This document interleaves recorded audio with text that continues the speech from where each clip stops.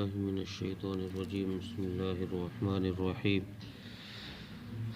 أم يحسدون الناس على ما آتاهم الله من فضله فقد آتينا آل إبراهيم الكتاب والحكمة وآتيناهم ملكا عظيما فمنهم من آمن به ومنهم من صد عنه وكفى بجهنم سعيرا.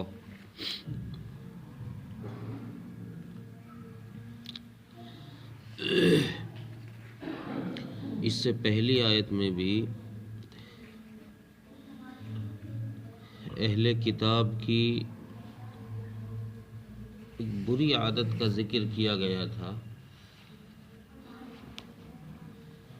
اور وہ بری عادت حسد ہے. اس حسد کی مذمت اس سے پہلے آیت میں بھی کی گئی، اور اس آیت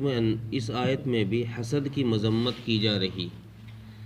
اہل کتاب کو، یہودیوں کو مسلمانوں سے حسد تھا اس بات پر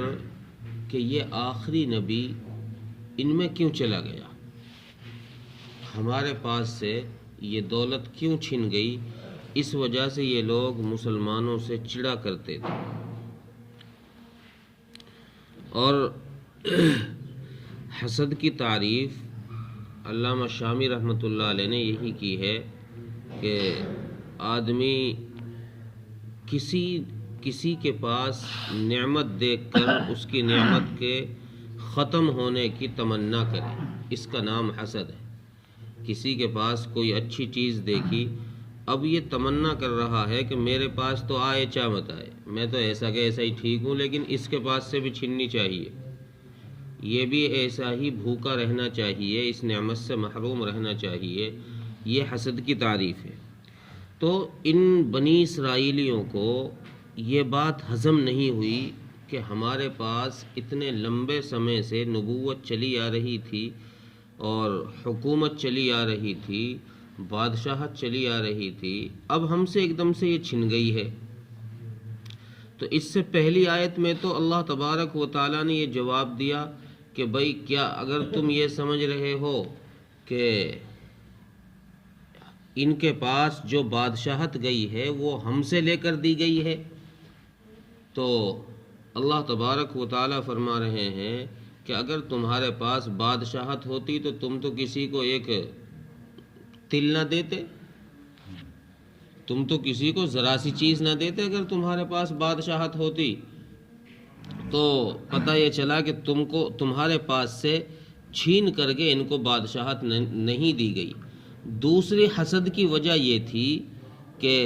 پھر ان کو کیوں دی گئی مسلمانوں کو، یہ تو بڑے کمزور سے لوگ ہیں، اور ہم تو بہت پہلے سے بادشاہت ہم میں چلی آ رہی ہے بنی اسرائیل میں، ان کے پاس کہاں بادشاہت تھی، لہذا یہ بادشاہت کے مستحق نہیں ہیں، غیر مستحق کو بادشاہت تم نے دے دی. اب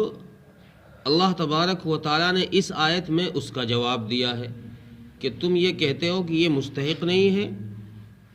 تمہیں پتہ بھی ہے ان کی تو نسلوں سے بادشاہت چلی آ رہی ہے. ہم نے حضرت ابراہیم علیہ السلام کو کتاب اور حکمت دی،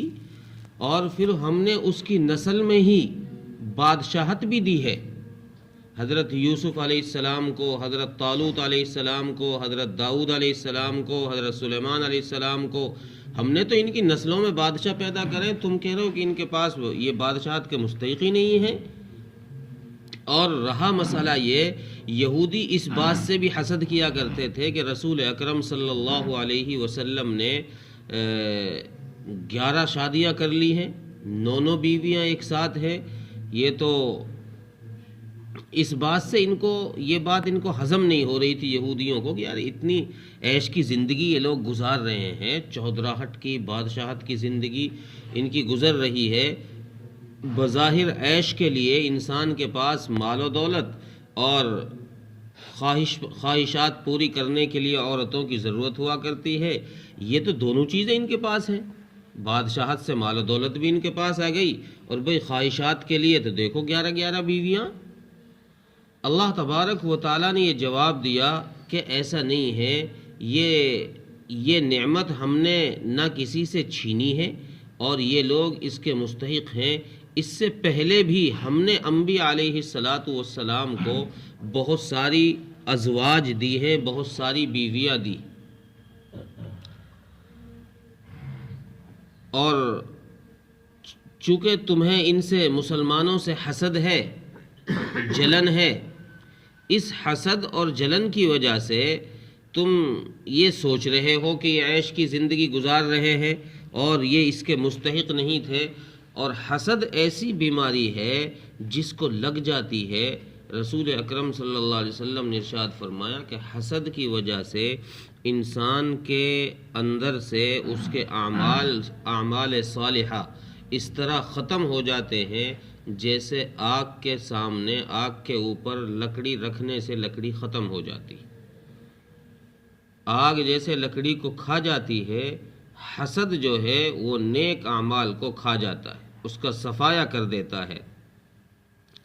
تو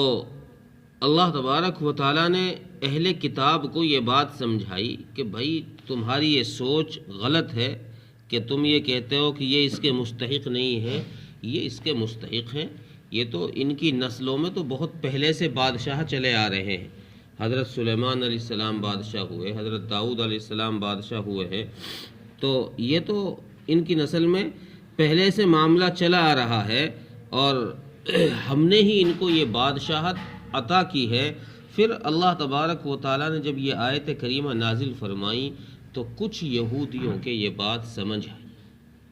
کہ یار ہم تو غلط کر رہے ہیں، ہم تو یہ بات غلط کر رہے ہیں کہ ان سے خامخواہ جل رہے ہیں۔ یہ تو بھائی اللہ تبارک و تعالیٰ نے بتا دیا کہ یہ تو ان کو بہت پہلے سے بادشاہت دے رکھی ہے ہم نے۔ تو ان بعض میں سے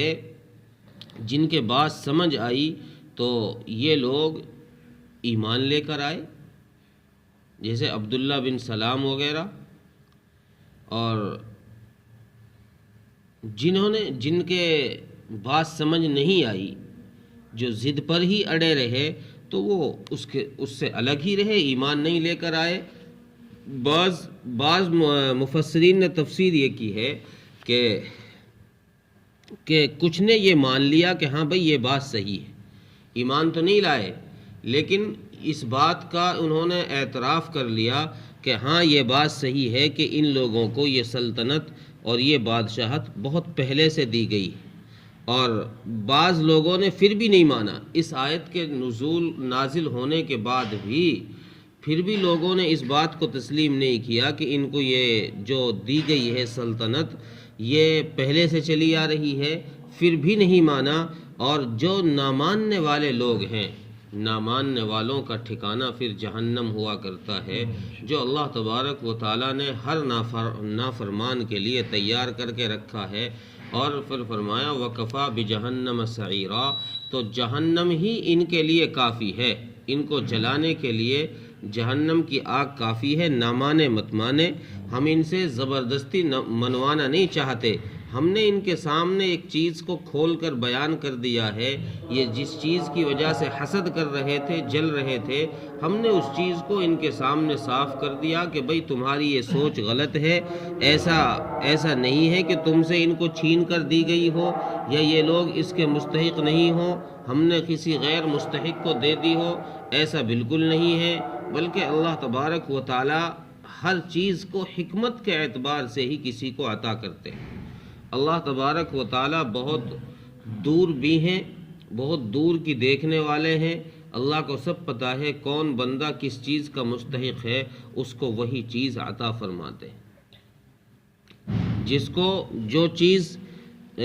زیب نہیں دیتی یا کوئی کسی چیز کا مستحق نہیں ہے تو اللہ تبارک و تعالی اس کو وہ چیز بھی عطا نہیں فرماتے۔